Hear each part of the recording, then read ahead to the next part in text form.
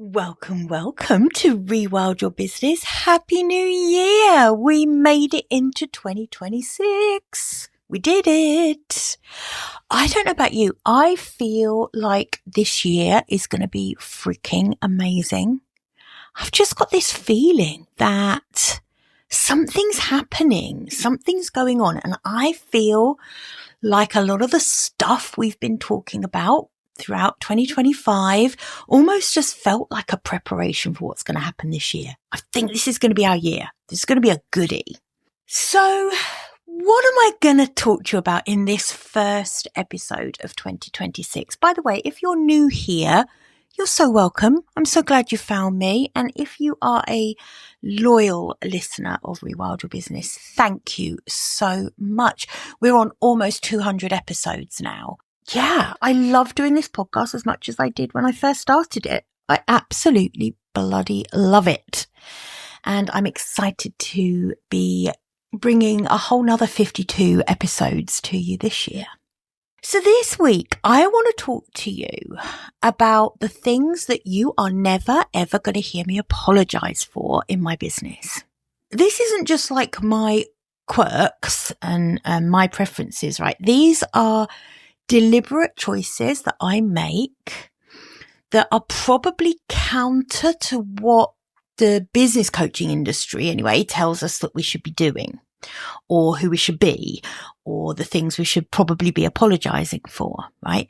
And I think this is going to be useful for you because every single thing that you're apologizing for in your business right now is probably the exact things that would make you stand out and become known for what you want to become known for if you would just own them. Own them is one of those things that is much more American, a phrase that I should really be using. But again, not something I'm going to apologize for because you all know a lot of my clients are American and I am now officially bilingual. So let's get into the episode. Welcome to Rewild Your Business, the podcast for women doing the work their soul intended.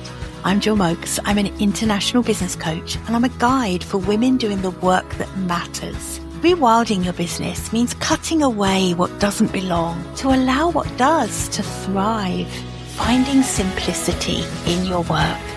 And it's about bringing the whole of who you are to the table, whether you're building something new or finding your way back to what really matters to you. I'm so glad you're here. Okay, first thing that you will never hear me apologizing for is not being everywhere on social media. I am never going to be doing the dance.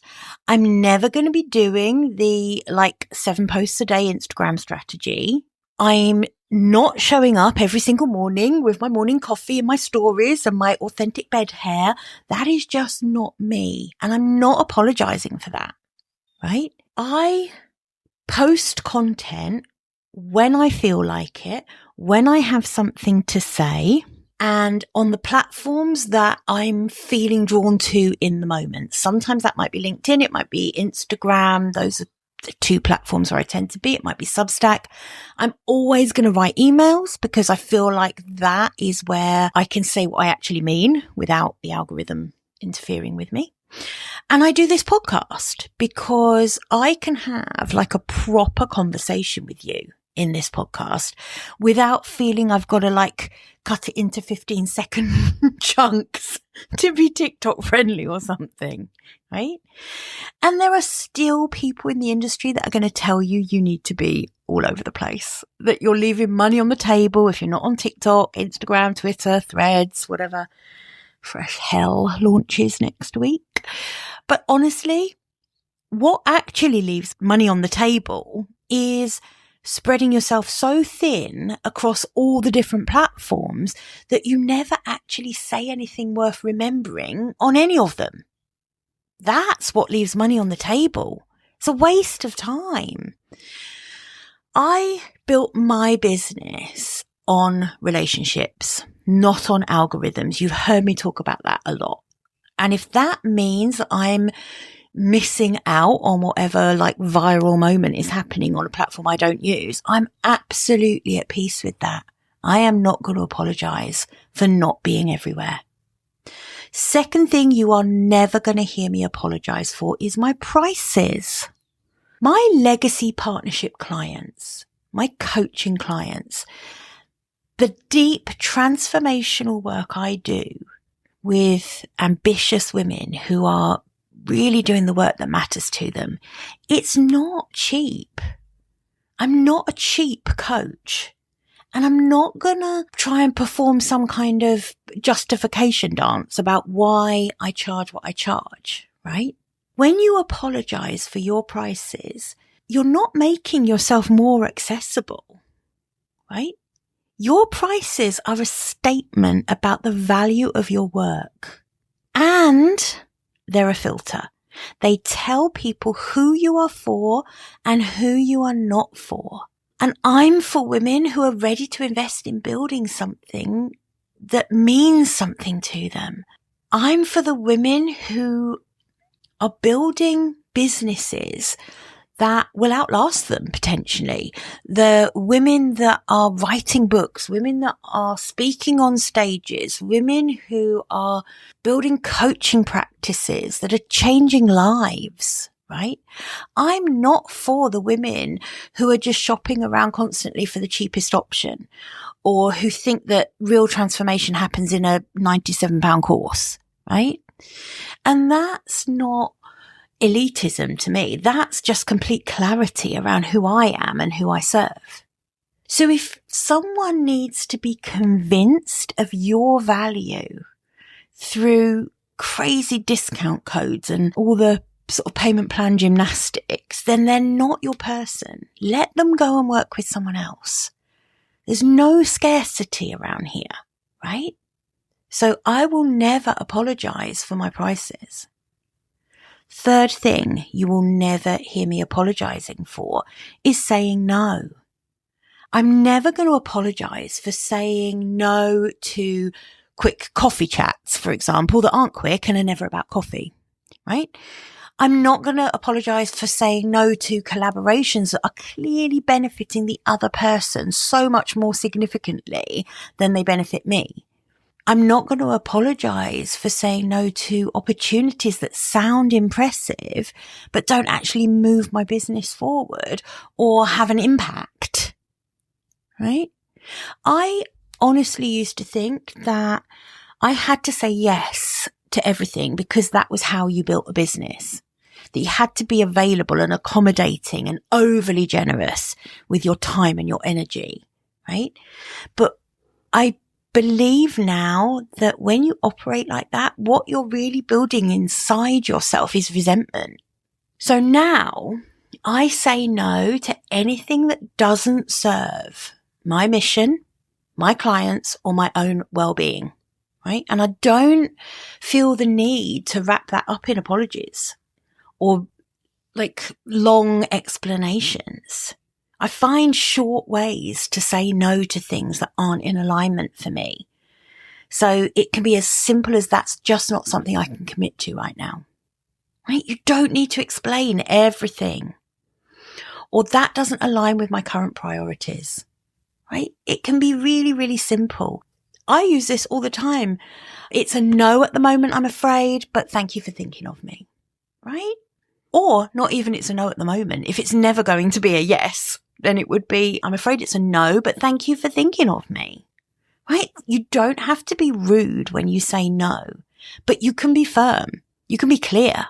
Your business isn't a democracy, right? You don't owe everyone access to you.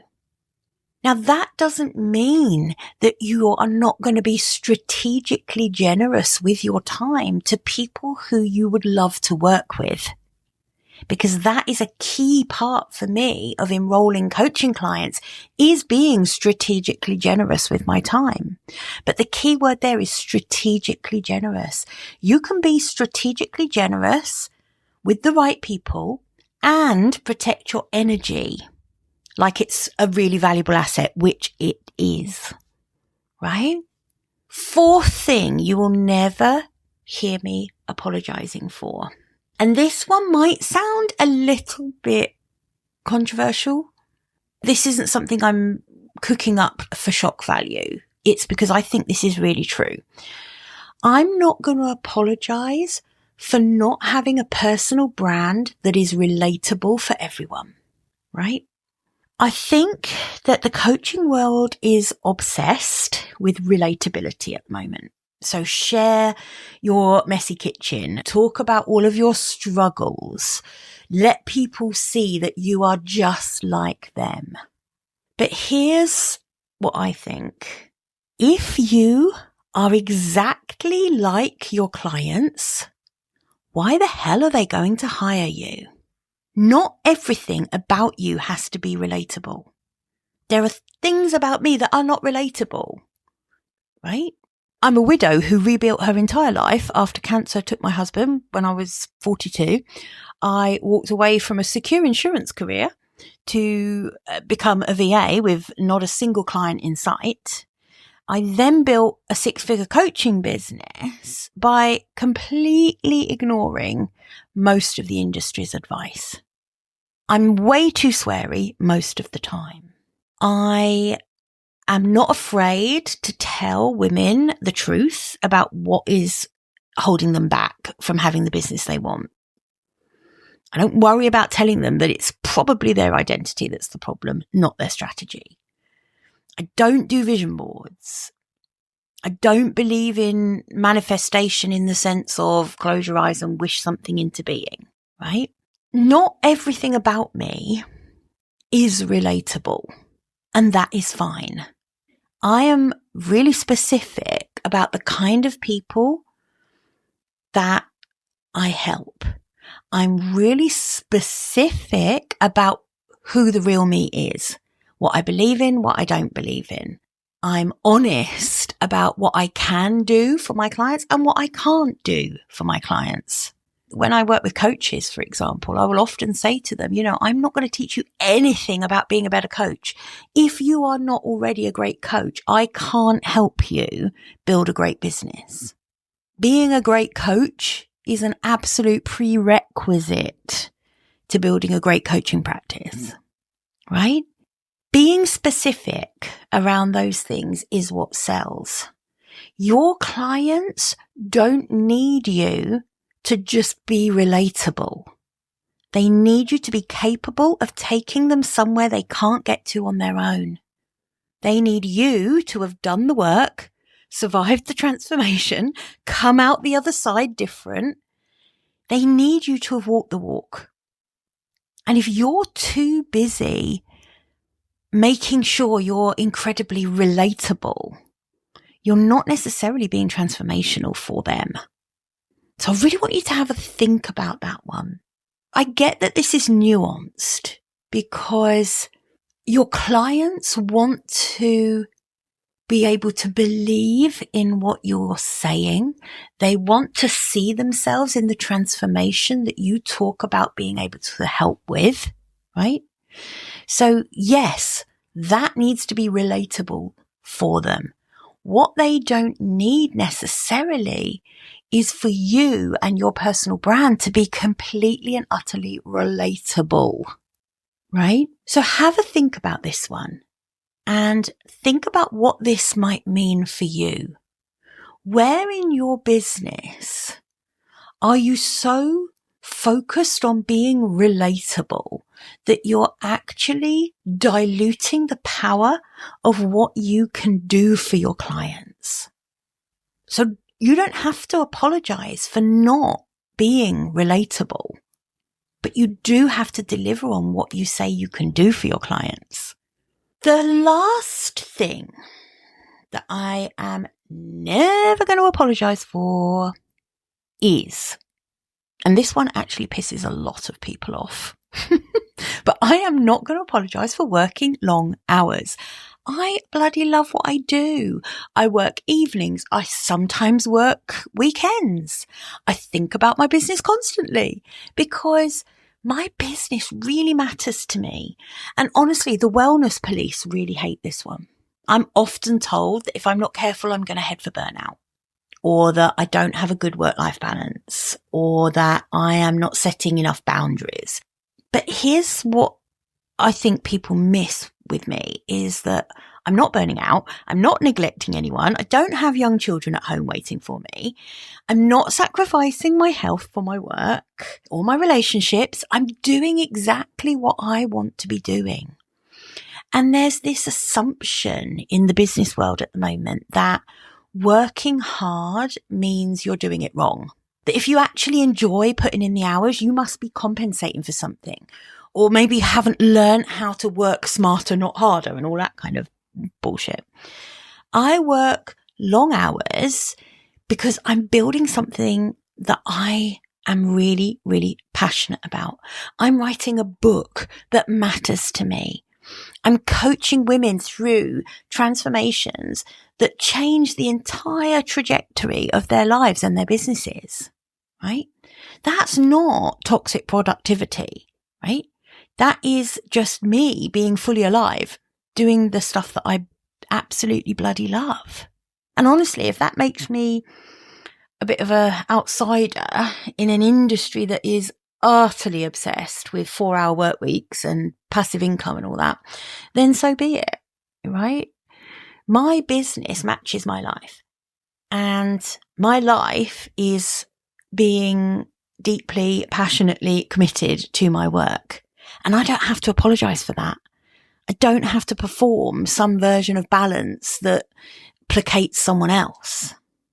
You know, this is all about choice, isn't it? This is all about personal choice. And my choice is to really work hard at something that I love to do. So those are my 5 things that I wanted to share with you. 5 things that I will never apologize for. Not being on every social media platform, my prices, saying no, not always being relatable, and working long hours because I bloomin' love what I do. So here's what I want you to think about, because you know I love to give you a little journaling prompt, or I like to give you something to kind of think about when you finish listening to one of these episodes. What are you apologizing for in your business right now? What are you softening or explaining away or feeling guilty about? Right?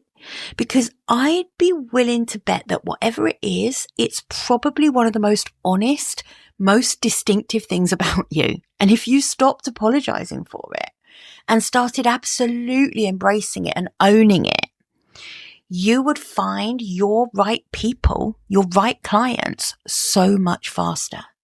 Your business should be an exact match for the woman you are, the true, authentic woman you are. So think about that. Stop apologizing. Start owning it. And I would love to hear from you. If this has resonated, I'd love to hear.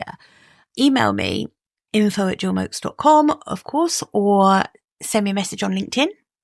Connect with me on LinkedIn. Follow me on Instagram, wherever you like. I don't care. I don't mind where you reach out to me. I just love to hear from you. So I'd love to hear, what is it you're apologizing for? And what are you going to do about it? How are you going to own it and show up differently? Okay. I hope you've enjoyed this episode, and I will see you back here again next week. Same time, same place. Bye for now.